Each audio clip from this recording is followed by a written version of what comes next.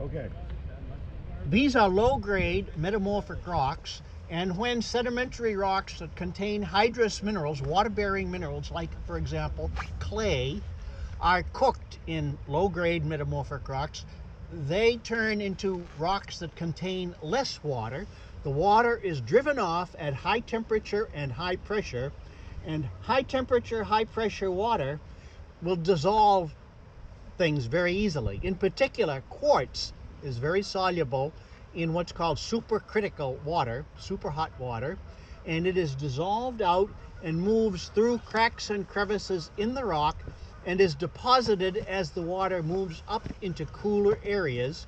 So you get these veins of quartz that are deposited in the rock. Now, if the rock happens to contain a little bit of salt in it, chloride in it, so a very interesting thing happens. Gold is attracted to chloride, and a combination of gold and chloride is soluble. And so the gold, gold that's in the rock will be collected in the fluids and then will be deposited as the water cools down in these quartz veins. That's relevant here because in this immediate area there are gold mines. Now the gold mines, I think, were worked until the earlier part of the 20th century, but gold at that time was not nearly as valuable as it is today, and it got to the point where it was more expensive to get the gold out of the rock than the value of the gold.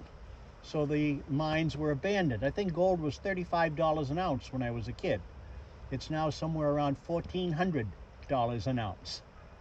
Today, if these mines were in Montana or Nevada, they would probably be worked again because the gold is so much more valuable.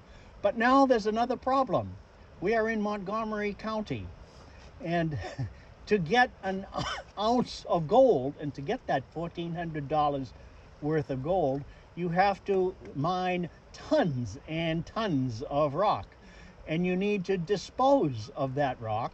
And Montgomery County is not going to be happy at all if many square miles of Montgomery County end up covered with waste rock.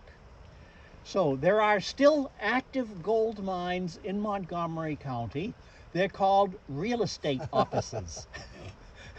A friend of mine, however, did give his wife a gold engagement ring that was made of gold he had personally collected.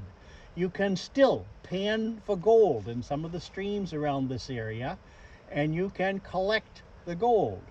The hitch, of course, is that getting gold that way is not easy at all, and he would have gotten the gold rings a lot more easily if he had taken a job washing dishes at McDonald's. He would have accumulated the money much more quickly. However, not nearly as romantically. Okay, that's it.